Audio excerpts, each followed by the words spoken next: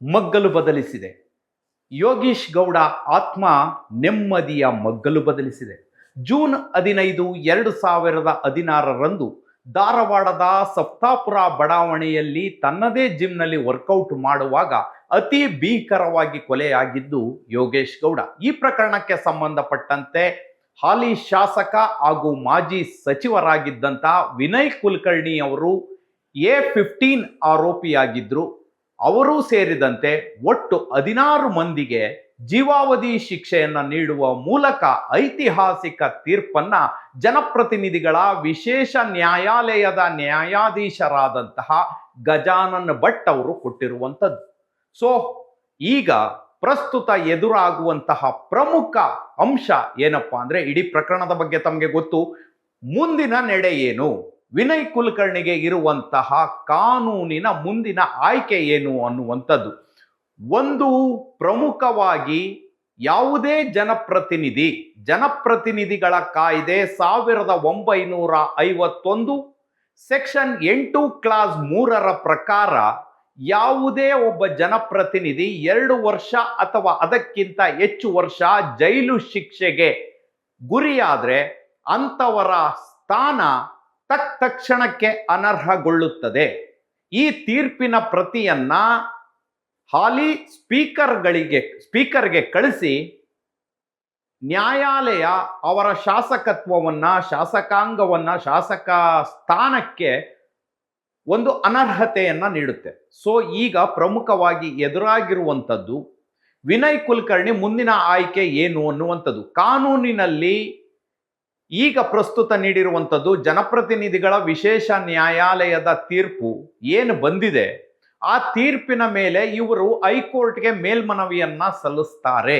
ಹೈಕೋರ್ಟ್ಗೆ ಮೇಲ್ಮನವಿಯನ್ನ ಸಲ್ಲಿಸಿ ಕೊಟ್ಟಿರುವಂತಹ ತೀರ್ಪು ನಮಗೆ ಏನು ಜನಪ್ರತಿನಿಧಿಗಳ ವಿಶೇಷ ನ್ಯಾಯಾಲಯದಲ್ಲಿ ತೀರ್ಪು ಸಿಕ್ಕಿದೆ, ಆ ತೀರ್ಪಿನಲ್ಲಿ ನಮಗೆ ನ್ಯಾಯ ಸಿಕ್ಕಿಲ್ಲ, ದಯವಿಟ್ಟು ತೀರ್ಪನ್ನ ಮರುಪರಿಶೀಲನೆ ಮಾಡಿ ಅಂತ ಅಪೀಲ್ ಹೋಗುವಂತಹ ಮಾರ್ಗ ಇದೆ. ಹೈಕೋರ್ಟ್ ಒಂದು ವೇಳೆ ಇವರು ನಿರ್ದೋಷಿ ಅಂತ ತೀರ್ಪನ್ನ ಕೊಟ್ಟಾಗ ಮಾತ್ರ ಇವರ ಶಾಸಕತ್ವ ಉಳಿಯುವಂತ ಸಾಧ್ಯತೆ ಇದೆ. ಅದು ಆದಷ್ಟು ಬೇಗ ಆಗ್ಬೇಕಾಗುತ್ತೆ. ಇಲ್ಲವಾದ್ರೆ ಚುನಾವಣಾ ಆಯೋಗ 6 ತಿಂಗಳಲ್ಲಿ ಏನು ಧಾರವಾಡ ಗ್ರಾಮೀಣ ಕ್ಷೇತ್ರದಿಂದ ವಿನಯ್ ಕುಲಕರ್ಣಿ ಅವರು ಆಯ್ಕೆ ಆಗಿದ್ರು ಆ ಕ್ಷೇತ್ರಕ್ಕೆ ಮರು ಚುನಾವಣೆಯನ್ನ ಮಾಡಬೇಕಾಗುತ್ತೆ. ಇಷ್ಟೆಲ್ಲ ಸಾಧ್ಯತೆಗಳು ಇರೋದ್ರಿಂದ ಈಗ ಪ್ರಸ್ತುತ ವಿನಯ್ ಕುಲಕರ್ಣಿ ಪರವಾದಂತಹ ವಕೀಲರಾದಂತಹ ಸುನೀಲ್ ಅವರು ಮೇಲ್ಮನವಿಯನ್ನ ಸಲ್ಲಿಸುವಂತಹ ಸಾಧ್ಯತೆ ಇದೆ. ಸೊ ಅದೇನಾಗುತ್ತೆ ಅನ್ನುವಂಥದ್ದನ್ನ ಕಾದ್ ನೋಡ್ಬೇಕಿದೆ. ಇನ್ನು ಈ ತೀರ್ಪಿನಲ್ಲಿ ಇರುವಂತಹ ಪ್ರಮುಖವಾದಂತಹ ಅಂಶಗಳನ್ನ ನೋಡೋದಾದ್ರೆ ನಿಜಕ್ಕೂ ಇದೊಂದು ಐತಿಹಾಸಿಕ ತೀರ್ಪು. ಒಬ್ಬ ಶಾಸಕನಾಗಿದ್ದುಕೊಂಡು ಒಬ್ಬ ಮಾಜಿ ಸಚಿವನಾಗಿದ್ದುಕೊಂಡು ಒಂದು ರಾಜಕೀಯದಲ್ಲಿ ಅದರಲ್ಲೂ ವೀರಶೈವ ಲಿಂಗಾಯತ ಪಂಗಡದ ನಾಯಕನಾಗಿದ್ದುಕೊಂಡು ಇಂತಹದ್ದೊಂದು ಕೃತ್ಯಕ್ಕೆ ವಿನಯ್ ಕುಲಕರ್ಣಿ ಇಳಿದ್ರ ಅನ್ನುವಂಥದ್ದು. ಆದ್ರೆ ಸಿಬಿಐ ತನಿಖೆ ಮತ್ತು ಸಿಬಿಐ ಸಲ್ಲಿಸಿರುವಂತಹ ಚಾರ್ಜ್ ಶೀಟ್ ನಲ್ಲಿ ಇವರು ಒಳಸಂಚಿನಲ್ಲಿ ಭಾಗಿಯಾಗಿದ್ರು. According to IPC conspiracy 120B ಅಡಿಯಲ್ಲಿ ಇವರನ್ನ ದೋಷಿ ಅಂತ ಹೇಳ್ಬಿಟ್ಟು ಚಾರ್ಜ್ ಶೀಟ್ ಸಲ್ಲಿಕೆ ಮಾಡಲಾಗಿತ್ತು. ಸೊ ಒಳಸಂಚು ಮಾಡಿದ್ರು ಅಷ್ಟೇ, ಯಾರೇ ಕೊಲೆ ಆಗ್ಬೇಕಾದ್ರೆ ಕೈ ಹಿಡಿದುಕೊಂಡಿದ್ರು ಕೂಡ ಅಥವಾ ವೆಪನ್ಸ್ ಒದಗಿಸಿದ್ರು ಕೂಡ ಆತನನ್ನ ನ್ಯಾಯಾಲಯ ಕೊಲೆಗಾರ ಅನ್ನುವಂತೆ ಪರಿಗಣಿಸುತ್ತೆ. ಸೊ ಈ ಕೇಸ್ನಲ್ಲಿ ವಿನಯ್ ಕುಲಕರ್ಣಿ ಅವರು ಕೇವಲ ಕಾನ್ಸ್ಪಿರಸಿ ಮಾಡಿದ್ರೂ ಕೂಡ A1 ಆರೋಪಿಯಾಗಿದ್ದಂತಹ ಬಸವರಾಜ ಮುತ್ತಗಿ ಅವರು ಕೊಟ್ಟಂತಹ ಆತ ಮಾಫಿ ಸಾಕ್ಷಿಯಾಗಿ ಹೇಳಿಕೆಯನ್ನ ಕೊಟ್ಟಂತದ್ದು ನಮಗೆ 16 ಲಕ್ಷ ರೂಪಾಯಿಗೆ ಸುಪಾರಿಯನ್ನ ನೀಡಲಾಗಿತ್ತು.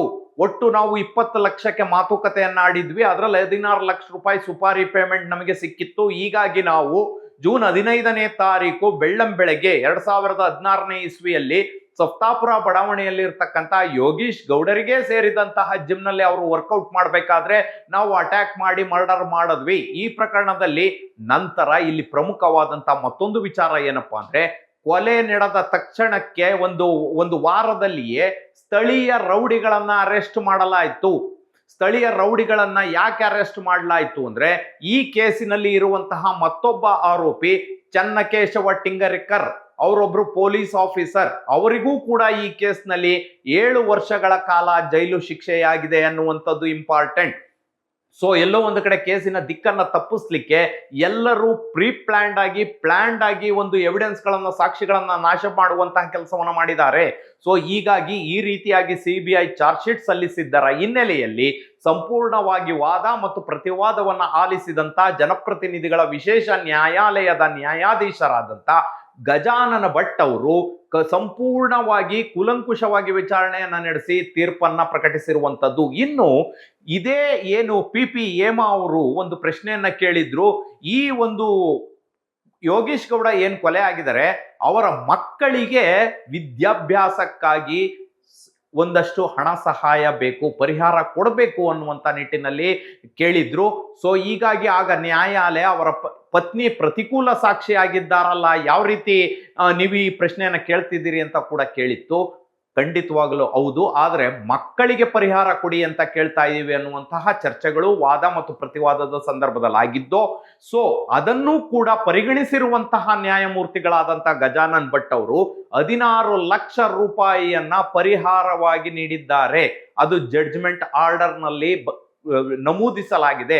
ಆರ್ಡರ್ ಬರೆಯುವಾಗ 16 ಲಕ್ಷ ರೂಪಾಯಿಯನ್ನ ಪರಿಹಾರವಾಗಿ ಕೊಡಬೇಕು ಅನ್ನುವಂಥದ್ದು ಕೂಡ ಕೊಟ್ಟಿರುವಂಥದ್ದು. ಸೊ ಹೀಗಾಗಿ ಎಲ್ಲೋ ಒಂದು ಕಡೆ ಮಾಜಿ ಶಾಸಕ ಅಂತಲೇ ಹೇಳ್ಬೇಕು. ಯಾಕೆ ಅಂದ್ರೆ ಈ ತೀರ್ಪು ಹೊರಬಿದ್ದ ಬೆನ್ನಲ್ಲೇ ಅವರ ಶಾಸಕತ್ವ ಅನರ್ಹಗೊಂಡಿದೆ. ಸೊ ಹೀಗಾಗಿ ಆ ಕಾಪಿ ಸ್ಪೀಕರ್ಗೆ ತಲುಪುತ್ತಲ್ಲೇ ಸ್ಪೀಕರ್ ಅನೌನ್ಸ್ ಮಾಡ್ತಾರೆ. ಸೊ ಚುನಾವಣಾ ಆಯೋಗ ಅಲ್ಲಿ 6 ತಿಂಗಳೊಳಗೆ ಉಪಚುನಾವಣೆಯನ್ನ ನಡೆಸುತ್ತೆ. ಈ ಉಪಚುನಾವಣೆಯನ್ನ ಒಂದು ವೇಳೆ ಖುದ್ದು ಇದೇ ವಿನಯ್ ಕುಲಕರ್ಣಿ ಅವರು ಕೂಡ ಸ್ಪರ್ಧಿಸೋಕೆ ಅವಕಾಶವಿದೆ. ಯಾವಾಗ ಅಂದ್ರೆ ಇವ್ರು ಏನು ಅಪೀಲ್ ಹೋಗ್ತಾರೆ, ಅಪೀಲ್ ಹೋದ ಬೆನ್ನಲ್ಲೇ ನ್ಯಾಯಾಲಯ ಇವರನ್ನ ನಿರ್ದೋಷಿ ಅಂದ್ರೆ ಇವರು ಅಪರಾಧಿ ಅಲ್ಲ, ಆರೋಪಿ ಅಲ್ಲ, ಈ ಪ್ರಕರಣಕ್ಕೂ ಇವರಿಗೂ ಸಂಬಂಧವೇ ಇಲ್ಲ ಅನ್ನುವಂತಹ ತೀರ್ಪನ್ನ ಕೊಟ್ಟಾಗ ಮಾತ್ರ, ಒಂದು ವೇಳೆ ಶಿಕ್ಷೆಯನ್ನ ಕಡಿತಗೊಳಿಸಿದ್ರು ಅದು 1.5 ವರ್ಷ ಅಥವಾ 2 ವರ್ಷದ ಒಳಗೆ ಏನಾದರೂ ಶಿಕ್ಷೆಯನ್ನ ಕಡಿತಗೊಳಿಸಿದ್ರೆ ಅವರ ಶಾಸಕತ್ವ ಉಳ್ಕೋತದೆ. ಆದ್ರೆ ಮರುಚುನಾವಣೆಯಲ್ಲಿ ಸ್ಪರ್ಧಿಸುವಂತಹ ಸಾಧ್ಯತೆಗಳನ್ನು ಕೂಡ ತಳ್ಳಿ ಹಾಕುವಂತಿಲ್ಲ. ಸೊ ಈ ಎಲ್ಲ ನಿಟ್ಟಿನಲ್ಲೂ ಕೂಡ ಈಗ ಪ್ರಸ್ತುತ ಇರತಕ್ಕಂಥದ್ದು ವಿನಯ್ ಕುಲಕರ್ಣಿಗೆ ನೀಡಿರುವಂತಹ ತೀರ್ಪು ನಿಜಕ್ಕೂ ಇಡೀ ದೇಶ ಮೆಚ್ಚುವಂಥದ್ದು. ಸೊ ನಾನೊಬ್ಬ ಜನಪ್ರತಿನಿಧಿ, ನಾನು ಏನ್ ಮಾಡಿದ್ರು ಬಚಾವಾಗ್ತೀನಿ ಅನ್ನುವಂತಹ ನಿಟ್ಟಿನಲ್ಲಿ ಯಾರೇ ಜನಪ್ರತಿನಿಧಿಗಳು ತಪ್ಪು ಮಾಡ್ಲಿಕ್ಕೆ ಹೋದ್ರೆ, ಒಂದು ಆಸ್ತಿ ವಿವಾದಕ್ಕಾಗಿ ಪುಟ್ಟ ಮಕ್ಕಳಿದ್ದಂತಹ ಇವರು 3 ಮಕ್ಕಳತ್ತು, 3 ಹೆಣ್ಣು ಮಕ್ಕಳು, ಒಬ್ಬ ಗಂಡು ಮಗ ಇರ್ತಕ್ಕಂಥದ್ದು ಯೋಗೇಶ್ ಗೌಡ್ರಿಗೆ. ಸೊ ಆಗಿನ್ನೂ ಮಕ್ಕಳು 10 ವರ್ಷದ ಹಿಂದೆ ಮಕ್ಕಳಿನ್ನು ಚಿಕ್ಕವರಿದ್ರು. ಸೊ ಅಂತಹ ಮಕ್ಕಳು ಮತ್ತು ಆ ತಾಯಿಯ ಕಣ್ಣೀರಿನ ಶಾಪ ಇವತ್ತು ವಿನಯ್ ಕುಲಕರ್ಣಿಗೆ ತಟ್ಟಿದೆ ಅಂತಾನೆ ಹೇಳ್ಬೋದು. ವಿನಯ್ ಕುಲಕರ್ಣಿ ಸೇರಿದಂತೆ ಈ ಪ್ರಕರಣದಲ್ಲಿ ಒಟ್ಟು ಇದ್ದದ್ದು 21 ಆರೋಪಿಗಳು. ಸೊ ಆ 21 ಆರೋಪಿಗಳಲ್ಲಿ 2 ಆರೋಪಿಗಳು ಮಾಫಿ ಸಾಕ್ಷಿಯಾಗಿದ್ದಾರೆ.